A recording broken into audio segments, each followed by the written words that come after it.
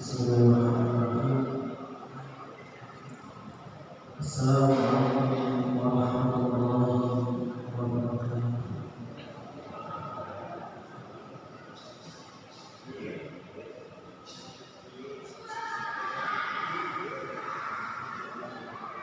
Alhamdulillah, nahmaduhu wa nasta'inuhu wa nastaghfiruh wa na'udzu billahi min shururi anfusina wa min sayyi'ati a'malina. Man yahdihillahu fala mudilla lahu wa man yudlil fala hadiya lahu.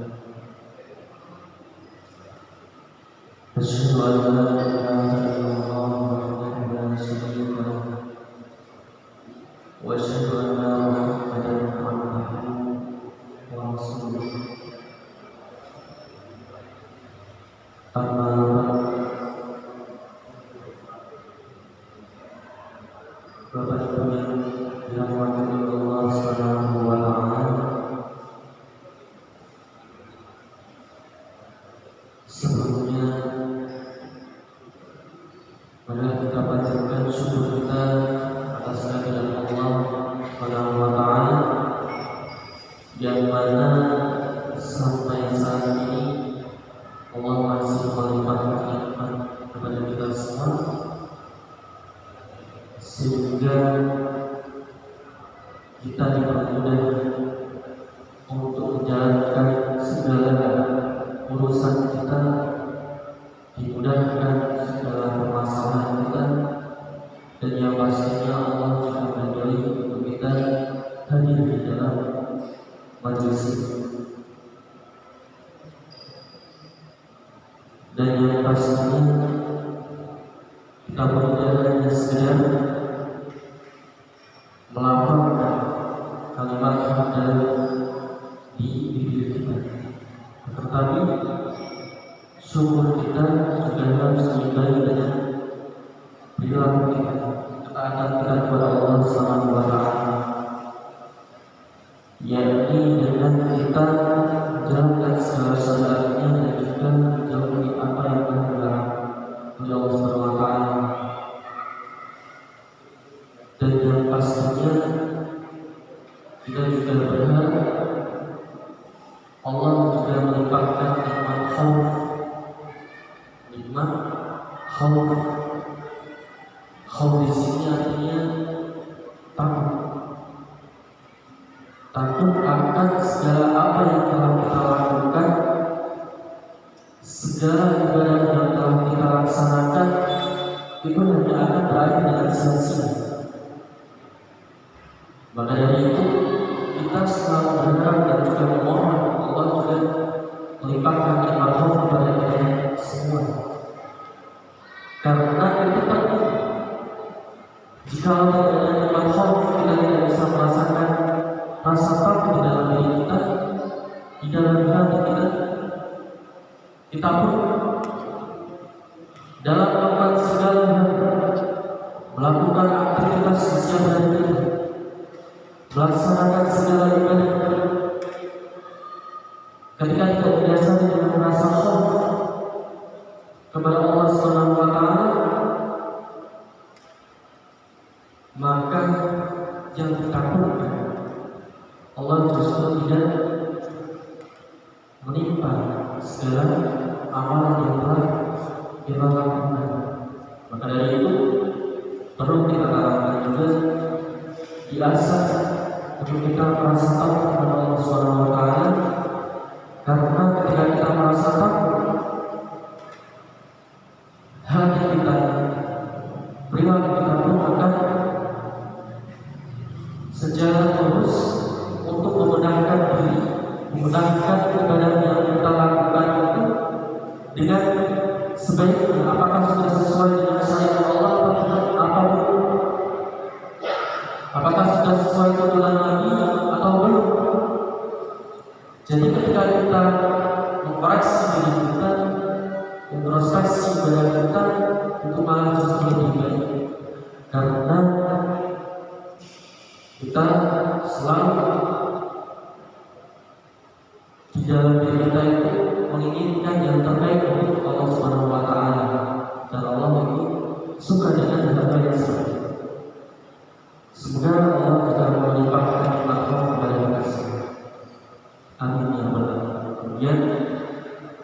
Selawat serta salam tetap tercurahkan kepada Nabi Muhammad SAW, yang mana karena jasanya dan juga dari Allah kita dapat mengetahui apa makna iman untuk hati kita. Segala perilaku kita agar ketika kita melakukan segala sesuatu kita juga didasari dengan iman supaya, dan itu kita juga mengetahui karena jasa Nabi Muhammad SAW untuk mensiarkan agama Islam. Kemudian kita juga bisa mengetahui Islam dan juga ihsan. Kata ihsan di sini itu juga penting untuk kita pahami, karena ihsan di sini adalah kita merasakan seakan-akan Allah itu mengawasi kita, melihat kita.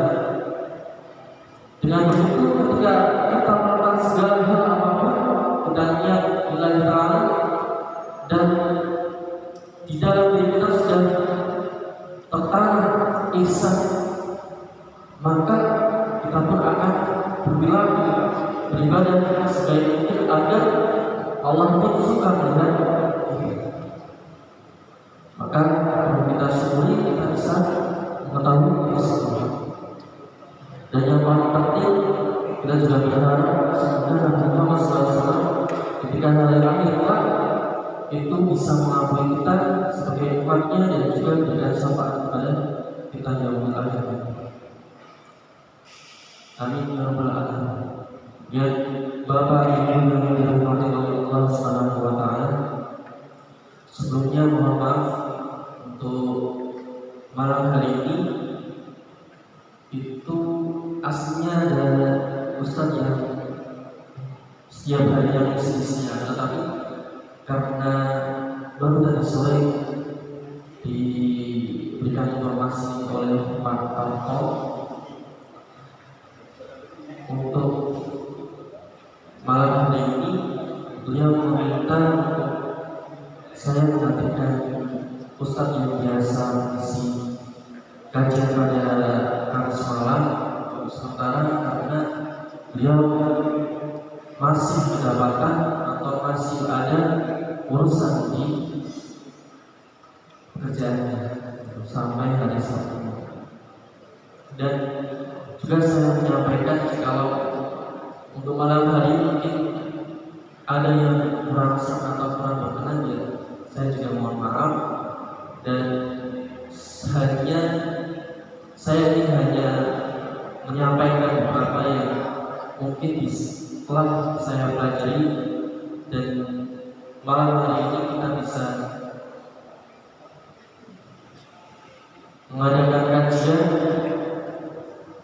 serta juga koreksi apakah sudah benar yang kita kaji ini benar atau belum, itu juga kita kaji. Jadi tidak hanya kita menuju satu sumber, tetapi juga kita juga berusaha mencari sumber-sumber yang lain, mengikuti kajian-kajian juga yang lain, meramaikan di setiap majelis-majelis yang lain.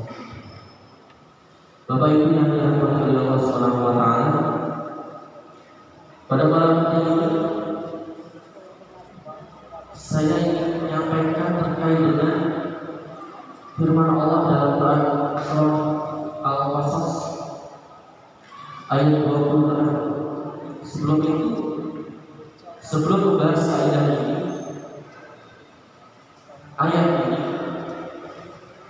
Allah aslinya sudah menyiapkan untuk makhluknya di setiap segala urusan, mulai dari ibadah dan juga segala pekerjaan juga sudah diberikan peraturan, diberikan arahan, diberikan perintah juga. Maka dari itu di dalam ayat ini Allah berfirman, Inna khairan man ista'jarta qawiyyu al-amin. Sebelum membedah ayat ini, Allah menciptakan menciptakan manusia itu sebagai makhluk sosial. Artinya manusia itu selalu bergantung kepada manusia yang lain, orang lain, bahkan makhluk lain, hewan, tumbuhan. Karena hewan dan tumbuhan pun kita butuhkan untuk pakan kita, makan kita, minuman kita, kehidupan kita juga. Dan yang pasti manusia itu selalu bergantung kepada orang lain, segala hal apapun. Seperti misalnya pekerjaan. Di dalam pekerjaan, di dalam kita ingin memulai bisnis, ingin memulai pekerjaan. Katakanlah kita ingin memulai suatu usaha, pastinya di situ pun kita membutuhkan orang lain untuk menjadikan partner di usaha kita, di bisnis. Dan ketika kita menjalankan suatu usaha, suatu bisnis kita, pekerjaan, itu pun nyatanya itu ada yang baik, ada yang berhasil, ada yang gagal. Di sini juga partner di dalam usaha kita, di dalam kerjaan kita pun juga berpengaruh. Karena ketika kita salah memilih orang menjadi partner kita di suatu kerjaan, di suatu bisnis, di suatu usaha kita, itu justru akan mempengaruhi dan juga bisa jadi gagalkan usaha kita. Maka dari itu Allah pun sudah menyiapkan kaidah peraturan yang bisa kita terapkan di dalam usaha kita, khususnya kita mencari orang yang patut untuk kita jadikan partner di suatu pekerjaan. Allah telah berfirman dalam surah Al-Qasas tadi ayat 26. Di situ Allah mengatakan bahwasanya sesungguhnya orang yang paling baik yang kau ambil sebagai pekerja untuk kita ialah orang yang kuat dan dapat dipercaya. Di sini Allah sudah memberikan Allah sudah memberikan arahan untuk kita mencari orang yang tepat untuk menjadikan kita partner dalam pekerjaan kita. Yang pertama, orang yang qawi, kuat, dan al-amin, dapat dipercaya dan juga atau amanah. Asbabul ayat ini itu berdasarkan suatu kisah. Nabi Musa alaihissalam di zaman Nabi Musa alaihissalam terkenal dengan nabi yang kuat paling sampai dikisahkan di dalam sejarah Nabi Musa alaihissalam pernah membunuh salah seorang. Akan tetapi itu karena tidak disengaja. Al-Kisah di suatu ketika ada dua orang yang bersikeras berkelahi. Kemudian Nabi Musa alaihissalam pun memisahkan kedua orang tersebut.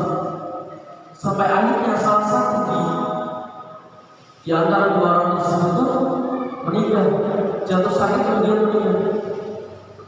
Karena di zamannya Nabi Musa alaihissalam kan terkenal juga dengan Raja Fir'aun yang selalu membenci akan keberadaan dari Nabi Musa alaihissalam. Nabi Musa alaihissalam itu takut akan nantinya ketika kejadian tersebut itu justru malah dimanfaatkan oleh Raja Fir'aun untuk memfitnah dan menyalahkan Nabi Musa alaihissalam sehingga orang-orang tidak lagi percaya dengan Nabi Musa alaihissalam. Akhirnya Nabi Musa alaihissalam pun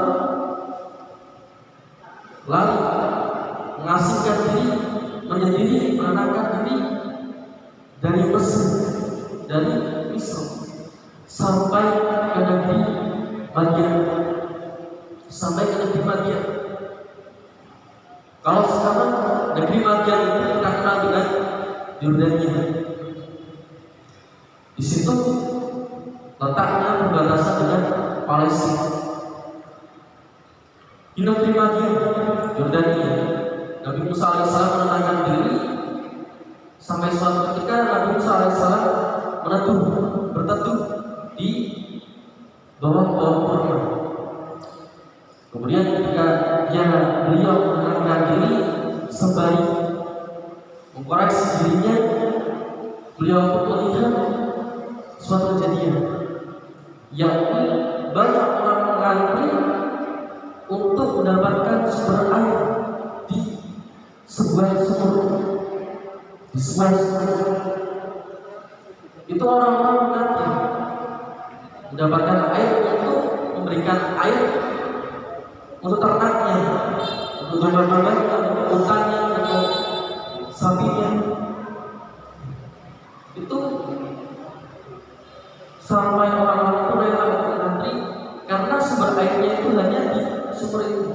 Sampai beliau Nabi Musa alaihissalam pun terfokus dengan dua orang gadis di antrian paling akhir, karena dua gadis ini kesusahan untuk menyerobot atau mengambil air dari sumur tersebut, karena ketika mereka berdua antri pun itu berdesakan dengan orang-orang lain, dengan laki-laki juga. Kemudian Nabi Musa alaihissalam pun mengambil inisiatif, mengambilkan ember. Kemudian karena terkenal dengan kekuatannya, Nabi Musa alaihissalam pun mampu menyerobot atau mengambilkan air di sumur tersebut untuk dua gadis itu. Kemudian Nabi Musa alaihissalam pun memberikannya, dan singkat cerita dua gadis pun itu pulang menemui ayahnya, dan salah satu di antara keduanya itu mengatakan Inna khairan nas ta'jalta qawi al-amin. Itu aslinya salah satu di antaranya itu mengaku kepada ayahnya bahwasanya karena melihat ayahnya sudah sepuh, sudah tua renta, tidak sanggup lagi bekerja, anaknya pun meminta agar ayahnya itu mencari pengganti untuk bisa bekerja kepada ayahnya dan meneruskan karirnya atau usahanya. Salah satunya pun mengatakan bahwasanya saya sudah menemukan orang itu, saya sudah menemukan yang pantas, yang layak untuk dipekerjakan oleh ayah saya, yakni Nabi Musa alaihissalam, yang kuat dan juga dapat percaya amanah. Itu asbabun nuzul dari Quran surah Al-Qasas ayat 26. Kemudian diimplementasikan kehidupan kita saat ini. Memang susah sekali untuk mencari orang yang seperti itu, terlebih orang yang benar-benar dapat dipercaya, karena kita juga manusia biasa,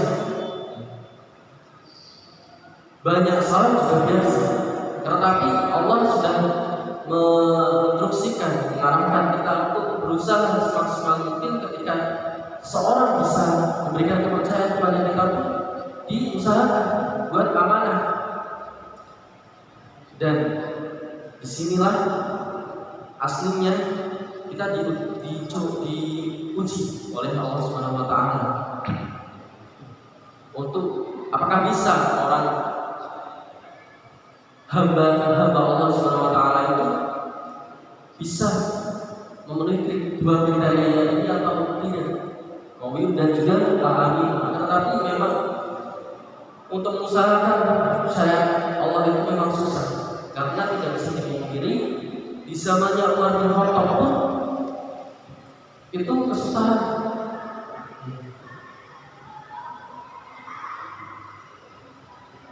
Mengatakan bahwasanya Umar bin Khattab pun di zamannya ketika menjadi khalifah itu mengatakan Allahumma ashku ilaika jalan yang dalam. Fajr wa ajzas siqam. Beliau mengatakan bahwasannya ya Allah, susah sekali mencari orang yang benar-benar kuat dan juga dapat dipercaya. Sekalipun ada pun itu orang yang kuat akan tetapi kurang saleh, kurang amanah. Atau ketika ada orang yang saleh dan amanah pun itu juga malah kurang kuat. Nah, maka dari itu di sini ditafsirkan, dimaknai oleh Syekhul Islam Ibnu Taimiyah mengatakan bahwasannya arti kuat di sini itu tidak selamanya mengandalkan otot, mengandalkan kekuatan fisik, akan tetapi itu diterjemahkan oleh Ibnu Taimiyah mengatakan bahwasannya kuat itu sesuai pekerjaannya, sesuai kemampuannya, sampai dianalogikan, digambarkan bahwasannya Ibnu Taimiyah mengibaratkan ada panglima dan juga hakim. Panglima itu terkenal dengan kekuatannya secara fisik, akan tetapi hakim itu terkuat juga, terkenal juga kuat, tapi karena akal. Nah, dari sinilah bahwasanya arti kuat tidak selamanya harus memakai fisik, akan tetapi sesuai dengan kemampuan kita. Kemudian ada salah satu murid itu malah bertanya, jikalau dihadapkan dua kejadian atau dua orang, yang satu kuat akan tetapi kurang saleh, kurang amanah, kemudian yang kedua itu saleh akan tetapi kurang kuat, Ibnu Taimiyah suruh memilih. Kemudian jawab beliau mengatakan bahwasannya ketika misal dihadapkan dua kejadian tersebut untuk memilih orang yang satu itu kuat tapi kurang solid, yang satu solid tapi kurang kuat, itu Ibnu Taimiyah mengatakan bahwasannya saya lebih memilih orang yang kuat walaupun kurang solid. Karena apa?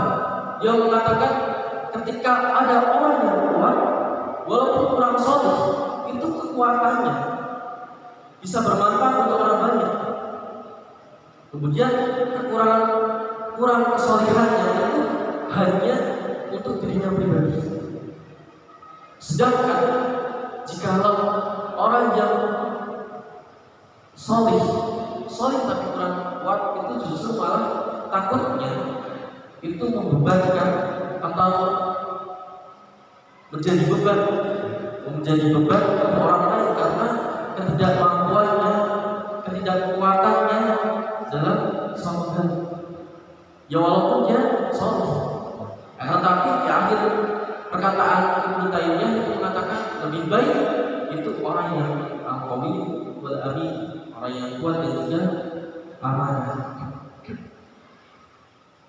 Nah, sampai di zaman Nabi Muhammad SAW pun itu menjadi pertimbangan ketika memilih seorang panglima perang.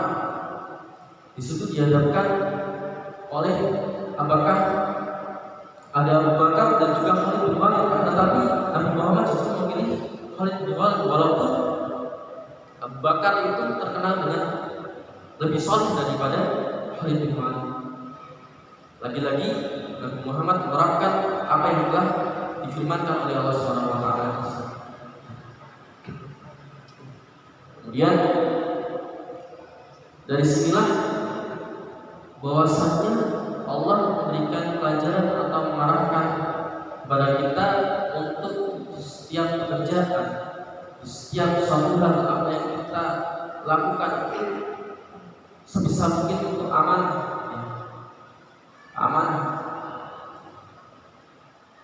agar Allah pun menjanjikan kepada orang yang memiliki kekayaan ini, terlebih terkhususnya bagi orang yang amanah. Ketika ada orang yang amanah, orang yang taat kepada Allah Subhanahu wa taala, Allah akan limpahkan rezekinya kepada dirinya.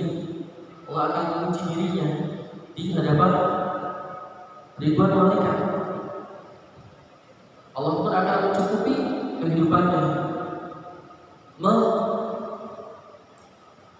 memberikan solusi, memudahkan di setiap permasalahan. Sedangkan Allah pun mengatakan bahwasanya ditafsirkan bahwasanya balasan orang yang qawi dan juga amanah pun tadi, jikalau ada orang yang amanah dan juga kuat pun akan diberkahi dalam rezekinya di kehidupannya. Tetapi menurut Syekhul Islam juga, Imam Ahmad bin Hanbal mengatakan justru Allah pun akan memberikan kepedihan bagi orang yang kurang amanah di pekerjaannya. Bahwasanya ketika orang yang kurang amanah dalam setiap pekerjaan, setiap apa yang dia lakukan, itu malah justru Allah akan hinakan dia di segala makhluk, di setiap makhluk. Memang Allah pun ketika memberikan rezeki, terkadang kita bingung.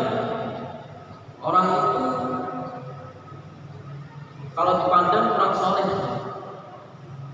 soleh sering maksiat, tetapi justru malah itu Allah memberikan banyak sekali rezeki kepadanya.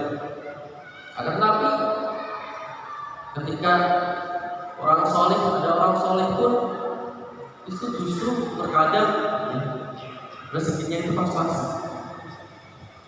Tapi itu saja dua-duanya itu juga ujian.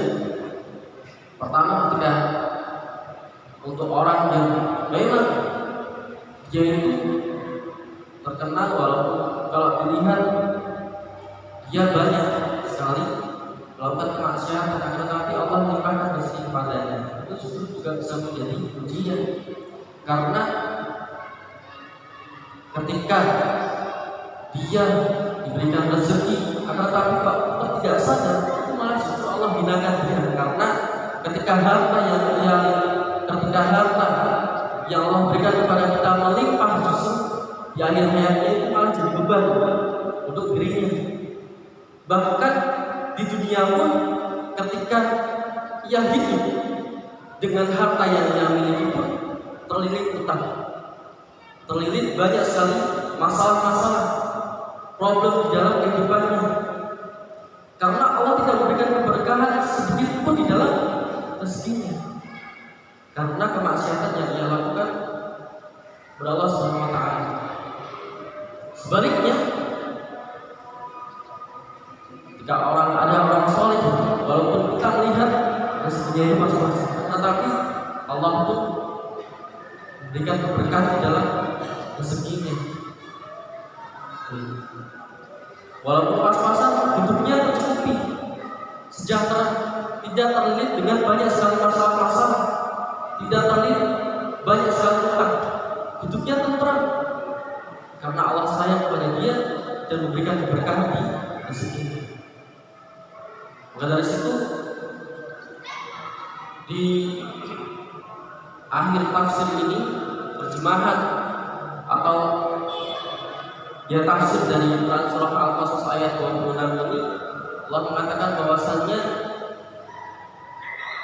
diterjemahkan oleh Imam Ahmad bin Hanbal, Allah itu akan memberikan kenyamanan bagi orang yang amanah dan juga kuat, apalagi bisa menyeru di jalan Allah Subhanahu wa taala. Tetapi Allah pun akan memberikan kepedihan dan tidak segan-segan memberikan ujian, bahkan bencana kepada orang yang kufur nikmat kepadanya sampai maksiat di jalan Allah Subhanahu wa taala. Bapak Ibu yang dirahmati Allah Subhanahu wa taala, disinilah